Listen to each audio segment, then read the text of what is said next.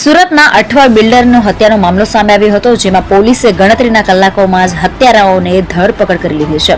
પૈસાની લેતી દેતીમાં બિલ્ડરની હત્યા કરાઈ હોવાનું હાલ બહાર આવી રહ્યું છે અને નમાઝ અદા કરીને બહાર નીકળેલા આરિફ કુરેશી નામના બિલ્ડરની જાહેરમાં હત્યા કરાઈ હતી.